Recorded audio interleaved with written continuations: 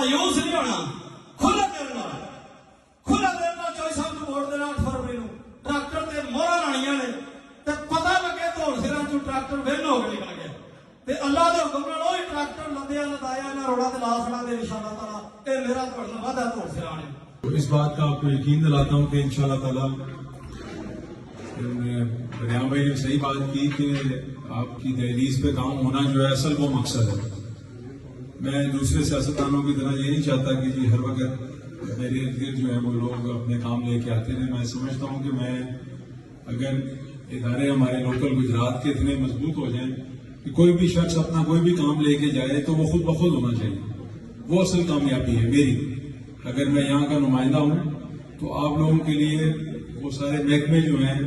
وہ فعال ہونے چاہیے، آپ لوگوں کی سپورٹ بھی ہونے چاہیے، نہ کہ وہ آپ کو تنگ کریں اور آپ کو میرے پاس آنا پڑے۔ لیکن میرے دروازے بھی ہمیشہ آپ کے لیے کھلے ہوں گے، اور ہماری سیاست جو ہے وہ ہمیشہ ہی بردباری کی رہی ہے، رواداری کی رہی ہے۔ یہی درس جو ہے میرے والد نے بھی مجھے دیا اور ان کے والد چودھری ظہور الہی صاحب نے بھی دیا۔ بیچ میں کہیں پہ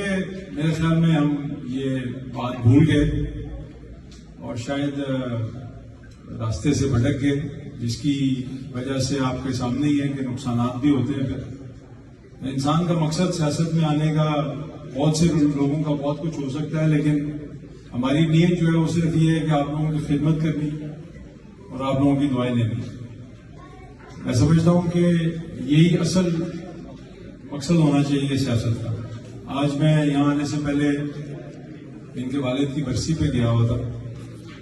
تو میں وہاں بیٹھ کے ہی سوچ رہا تھا کہ انسان جو عمل کرتا ہے اس دنیا میں اپنی زندگی میں وہی آخرت میں بھی اس کے کام آئے گا۔ اور انسان اپنی زندگی میں بہت مختصر سی زندگی ہے انسان کی۔ اگر آپ سوچیں 20 سال پہلے تو ایسے لگتا ہے کہ کل کی بات ہے، تو یہ زندگی تو ہر کسی کی ختم ہو جانی ہے، لیکن اس دوران آپ نے کیا کیا، کسی کی مدد کی، کسی کے ساتھ اچھی طرح برتاؤ سے پیش آئے، کسی کے مددگار ثابت ہوئے،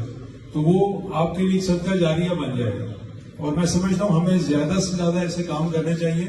تاکہ ہمارے جانے کے بعد وہ جو ہم نے عمل کیے ہوں اس کا ہمیں اجر ملتا ہے، کیونکہ وقت بہت محدود ہے۔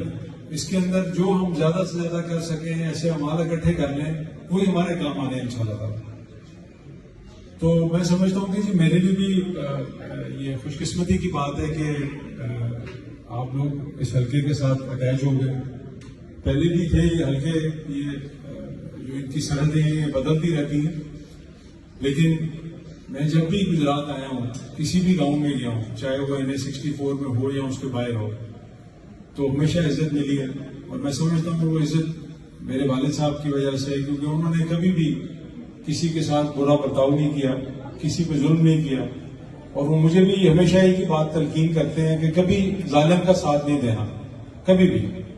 یہ نہ ہو کہ تمہیں پتہ ہی نہ ہو تم کسی ظالم کا ساتھ دے رہے ہو۔